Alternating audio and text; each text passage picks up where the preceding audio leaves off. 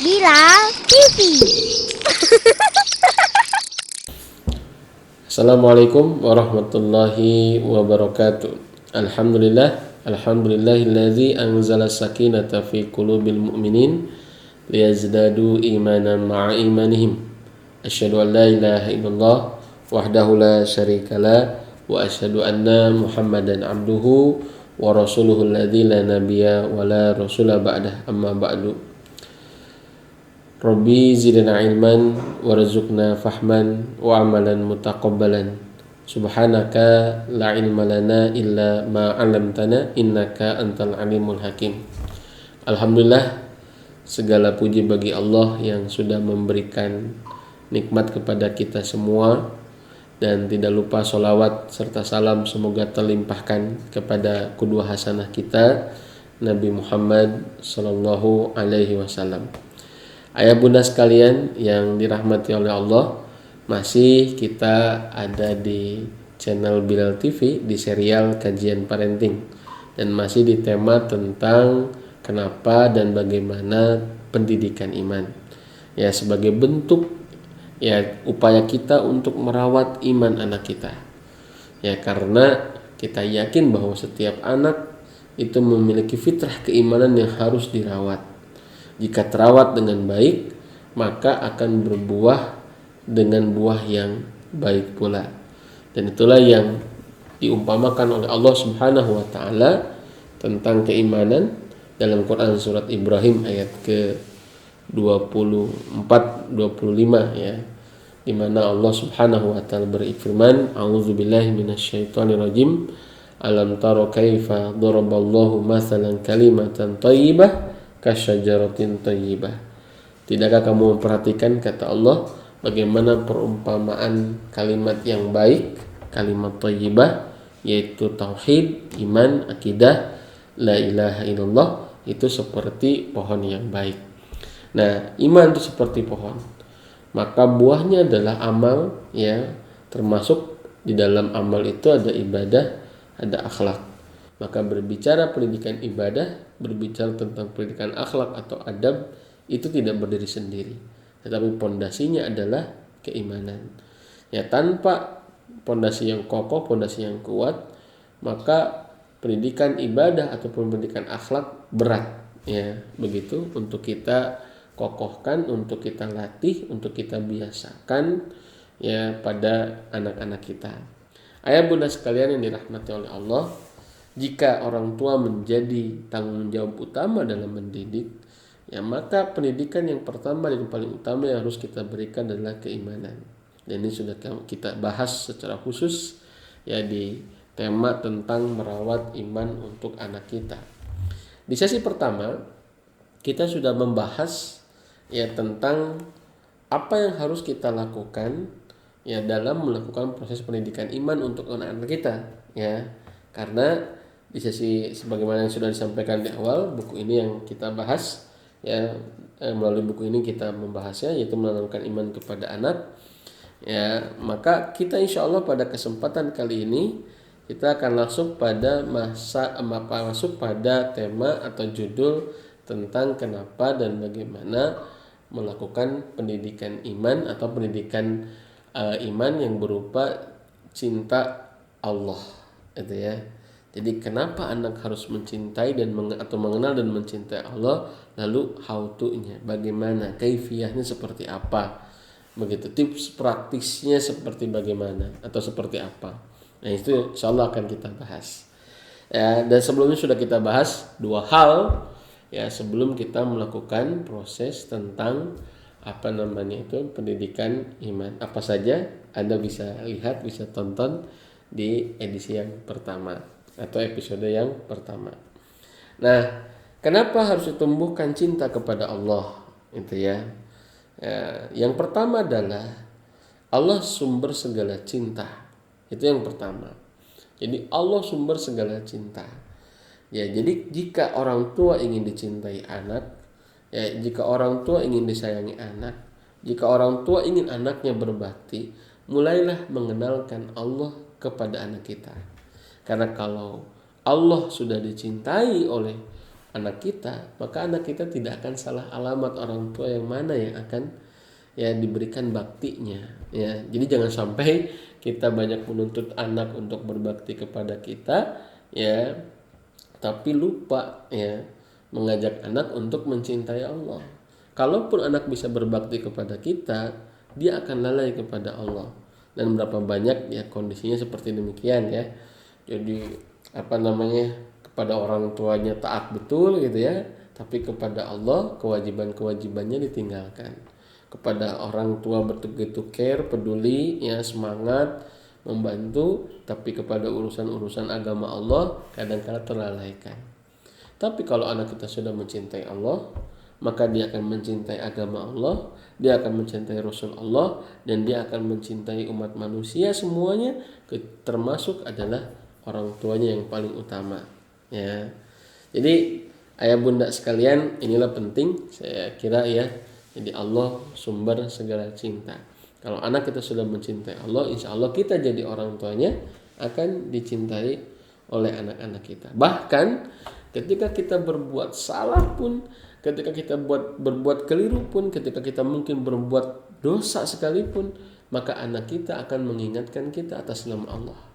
Ya, bukan atas nama kepentingan dirinya, atau bukan hanya atas nama keluarga besar gitu ya, nama keluarganya, tapi atas nama Allah. Mereka akan mengingatkan kita.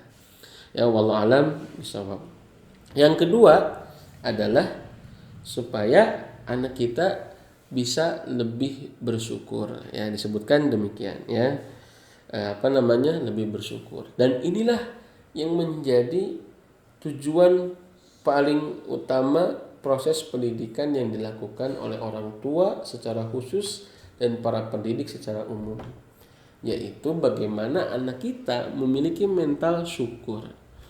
Ya, karena dengan bersyukur anak bisa beribadah ya kepada Allah. Dengan bersyukur anak kemudian bisa lebih memiliki jiwa yang sehat, mental yang kuat gitu ya. Dengan bersyukur anak tidak banyak mengeluh, ya tidak akan mengeluhkan berbagai macam ujian takdirnya. Ya, dengan bersyukur anak memiliki jiwa yang tangguh, ya kecerdasan untuk bertahan hidup, begitu ya. Ini adalah awal dari kesyukuran. Dengan bersyukur anak punya self esteem atau citra diri yang baik. Ya, dengan bersyukur ya. Dan tidak ada kebersyukuran tanpa kita mengenal yang memberikan nikmat. Ya, tanpa kita mengetahui tentang siapa zat yang memberikan nikmat. Ya, jadi syukur itu lahir ya ketika kita sudah mengenal zat yang maha pemberikan nikmat, yaitu Allah Subhanahu wa ta'ala. Jadi kalau mau anak bersyukur itu bukan banyak disuruh cing syukur, banyak syukur kamu teh ya. Bukan, ya mungkin itu salah satu nasihatnya betul. Tetapi ya rahimnya harus kita jaga, yaitu mengenal Allah. Jika kita sudah, anak kita atau bahkan diri kita mengenal Allah, maka mereka akan lebih mudah untuk menjadi manusia yang bersyukur. Dan itulah kenapa rahasianya Ibnu Qayyim al-Jauziyah rahimahullah mengatakan satu di antara rukun syukur itu adalah al-iqraru bin ni'mah, yaitu mengakui tentang nikmat. Itu dari siapa? Mengakui tentang nikmat Allah, ya menyadarkan kepada Allah. Karena kita tidak akan bisa bersyukur kepada Allah tanpa kita tahu ya siapa yang memberikan nikmat kita selama ini ya. Nah, ayah bunda sekalian, tentang tujuan dari proses pendidikan itu adalah bersyukur, Allah simpan itu dalam Quran surat An-Nahl ayat ke-78 kalau tidak salah. Allah Subhanahu wa taala berfirman, a'udzubillahi minasyaitonirrajim, wallahu akhrajakum min butuni ummahatikum la ta'lamuna syai'a wa ja'ala lakumus sam'a wal absara wal af'idah la'allakum tashkurun. Dan artinya kurang lebih, dan Allah lah yang mengeluarkan kalian dari perut ibu kalian, gitu ya. La ta'lamuna syai'a, tidak mengetahui apapun. Ya, wa ja'ala lakumus sam'a, Allah yang menjadikan pendengaran untuk kalian, wal absar, penglihatan, wal afidah, dan juga hati. Tujuannya apa? Dari tidak tahu, kemudian ada menggunakan penglihatan, pendengaran, dan hati, ya, dari tidak tahu, dan ini adalah alat untuk belajar. Pendengaran, penglihatan, hati ini alat untuk belajar. Dari tidak tahu belajar menjadi la'allakum tashkurun. Yang diinginkan oleh Allah adalah bukan dari tidak tahu belajar menjadi tahu, tapi dari tidak tahu ada proses pembelajaran menjadi bersyukur. Inilah tujuan belajar sebenarnya. Jadi kalau ditanya tujuan belajar apa? Tujuan belajar itu adalah supaya bersyukur. Ini juga penting bagi para pendidik umumnya, ya, guru-guru, para fasil gitu ya, fasilitator di lembaga-lembaga pendidikan gitu ya. Kemudian juga terutama bagi para orang tua, apa tujuan belajar itu apa? Apakah sebatas banyak-banyak hafalan, banyak-banyakin ngapalin riwayat gitu, atau banyak-banyak tentang wawasan, informasi, atau banyak-banyakin skill gitu ya, keterampilan hidup? Bukan. Ya, tujuan utama dari pembelajaran itu adalah bukan seberapa banyak, bukan seberapa sering, ya, tapi seberapa rindang, ya, pohon syukur itu ada dalam anak kita. Ini penting, ya. Sehingga apa? Makin tambah belajar, makin tambah bersyukur, karena itu yang diinginkan oleh Allah, ya, yaitu dari belajar menjadi bersyukur. Kan biasanya kalau standarnya ya, dari tidak tahu belajar menjadi tahu, dari tidak bisa belajar menjadi bisa, dari tidak mahir belajar menjadi mahir, gitu ya. Dari tidak mampu, ya, tidak mampu belajar menjadi mampu, gitu ya. Itu standarnya. Tapi justru yang diinginkan oleh Allah bukan itu. La'allakum tashkurun. Dari tidak tahu ada proses belajar dengan media tadi, penglihatan, pendengaran, dan hati, itu menjadi bersyukur. Nah, sekali lagi, ya, tidak akan menghasilkan, ya, sampai kepada tujuan pembelajaran untuk menjadi orang yang bersyukur atau generasi yang bersyukur, ya, generasi An-Nahl ayat 78 ini, ya, saya menyebutnya generasi 1678, ya, generasi orang-orang yang bersyukur itu ya. Nah, tidak akan sampai kepada sana, kepada yang diharapkan oleh Allah itu kalau, ya, anak kita belum mengenal Allah, belum mencintai Allah. Berat, ya. Oleh karena itu inilah pondasinya. Ya, makanya kenapa, ya, keimanan itu didahulukan sebelum ilmu. Ya, kenapa? Sebab salah satunya adalah tadi tujuan dari proses mendapatkan ilmu atau belajar ilmu adalah menjadi orang yang bersyukur, dan ini tidak mungkin bisa dihasilkan, ya, orang yang bersyukur itu tanpa mengenal atau mencintai Allah Subhanahu wa taala. Yang kedua, melahirkan rasa takut, ya, yang disertai dengan ta'zim, yaitu mengagungkan Allah, itu ya. Oh, rasa takut itu lahir karena cinta yang sangat. Jadi rasa takut itu lahir bukan dengan banyak ditakut-takuti. Karena al-khauf ataupun al-khasyah, ya, walaupun nanti kalau dibahas ini lebih detail lagi, ya, gitu ya. Takutnya khauf itu apa, takutnya yang disebut dengan khasyah itu apa dalam bahasa Arab, dua kalimat yang berbeda tapi artinya hampir sama, itu tentang takut, ya.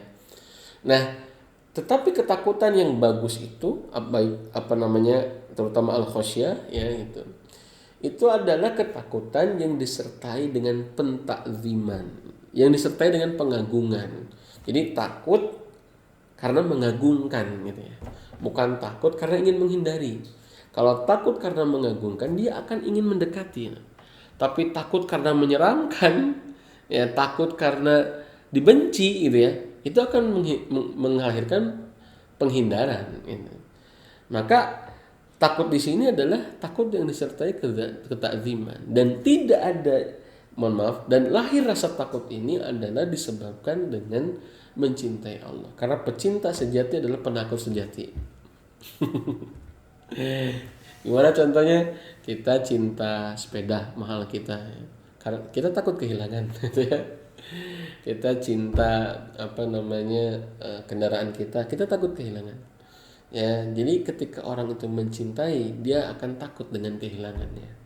Nah, inilah yang ketiga. Yang keempat adalah karena Rasulullah Shallallahu Alaihi Wasallam pun meminta cinta Allah.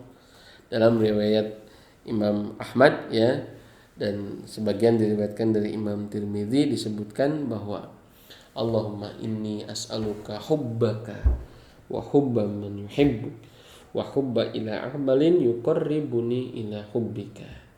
Ya Allah, aku meminta cintamu dan cinta orang-orang yang mencintaimu dan cinta kepada amalan yang mendekatkan diriku kepadamu. Nah, ini.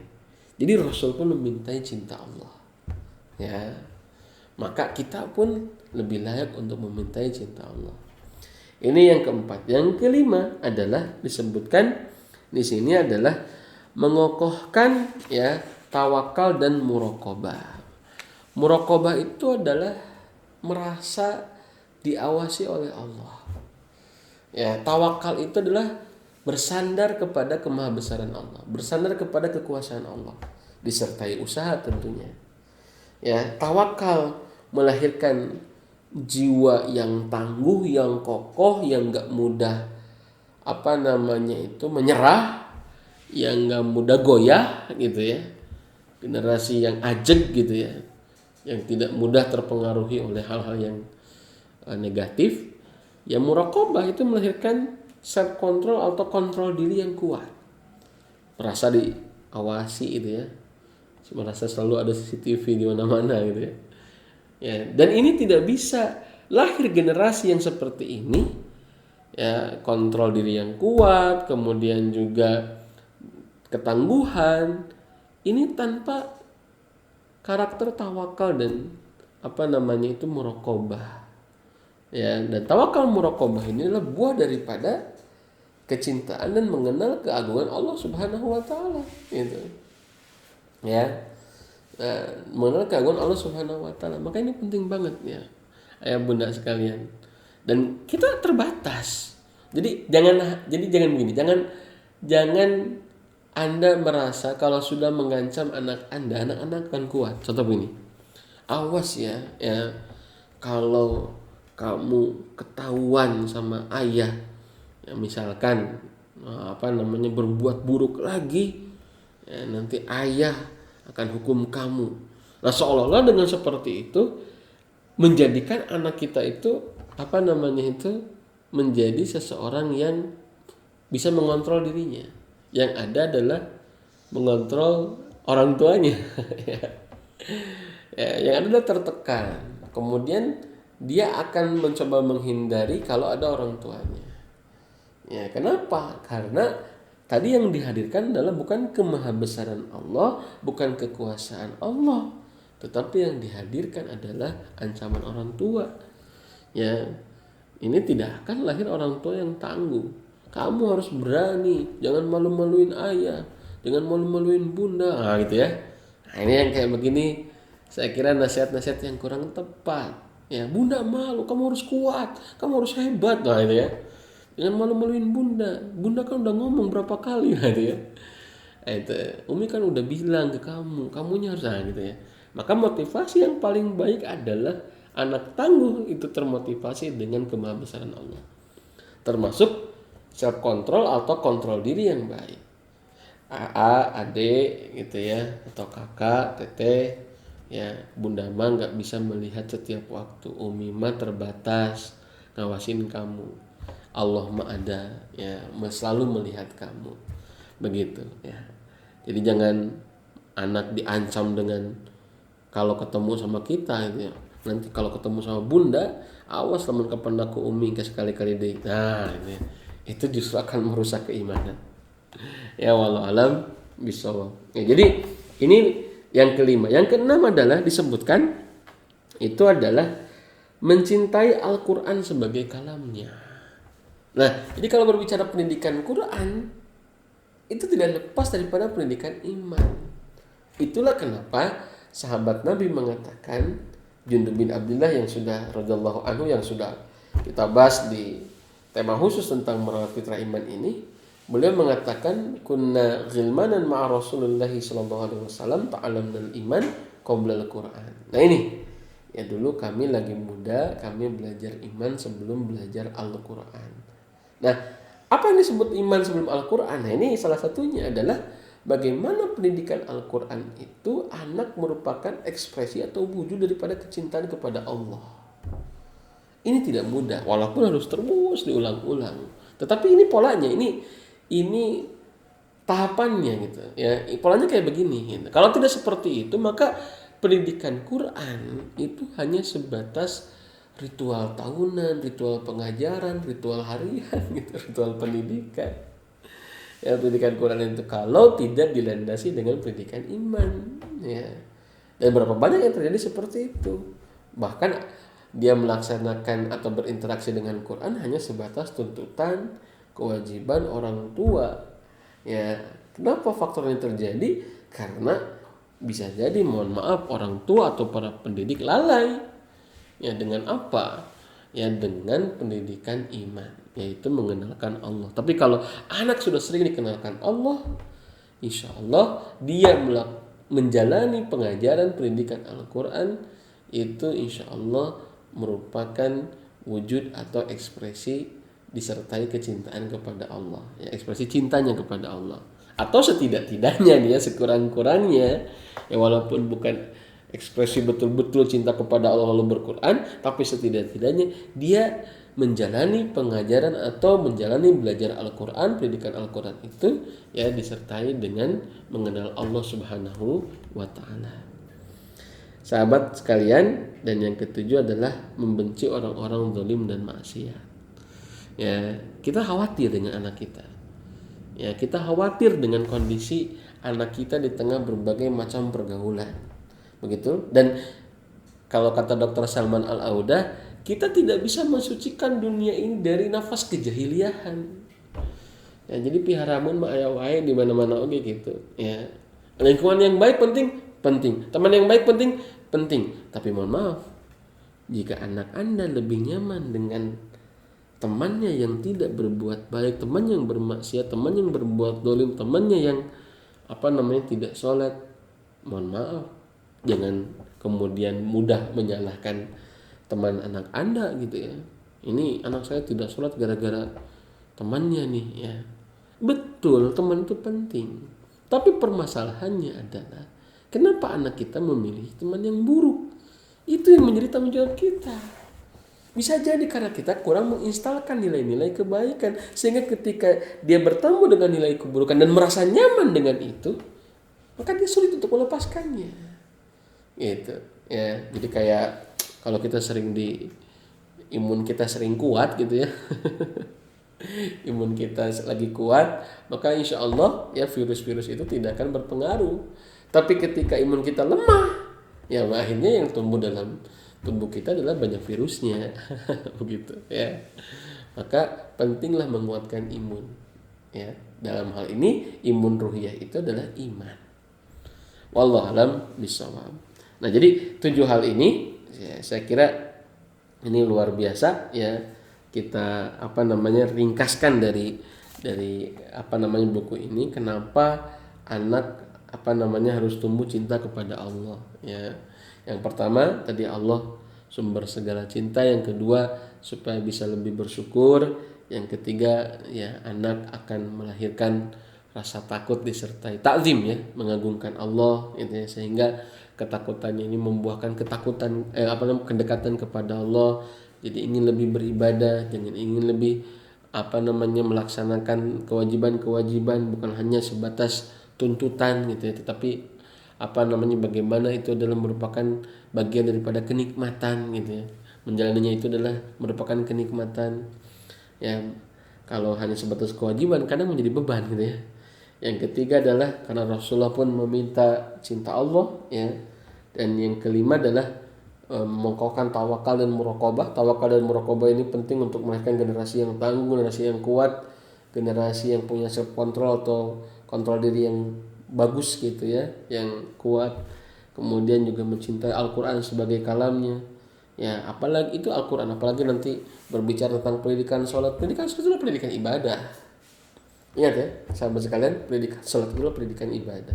Dan ibadah ya dia berdiri di atas fondasi yang bernama iman, yang bernama akidah. Ya wallahu alam bisa. Dan yang ketujuh adalah membenci orang-orang zalim dan maksiat. Ya, supaya anak kita tidak mudah terpengaruhi. Ya kalaupun dia bergaul dengan temannya, kalaupun dia berinteraksi dengan temannya yang mungkin tidak sholat atau mungkin tidak saum Ramadan, maka dia bisa lebih memiliki bekal yang kuat. Walaupun tentu ini butuh latihan, butuh pendampingan. Ya, tetapi memulailah dari yang mengenalkan dan menumbuhkan cintanya kepada Allah Subhanahu wa taala. Ayah bunda sekalian yang dirahmati oleh Allah, ini sesi kedua kita ya masih di pendidikan iman ya tentang judul kenapa dan bagaimana mencintai anak harus mencintai Allah atau mengenal Allah. Insya Allah kita akan lanjutkan tentang bagaimananya di sesi selanjutnya. Mudah-mudahan bermanfaat. Yang mohon maaf atas segala kekurangan. Yang masih tetap ya ayah bunda sekalian di channel Bilal TV bersama saya Hasan Faruqi. Kita sharing lagi. Ya mudah-mudahan buku ini bisa menginspirasi kita mengoptimalkan peran kita sebagai orang tua, jalan kebaikan buat anak-anak kita semua. Subhanaka rabbil izzati amma yasifun wa salamun alal mursalin walhamdulillahi rabbil alamin. Assalamualaikum warahmatullahi wabarakatuh.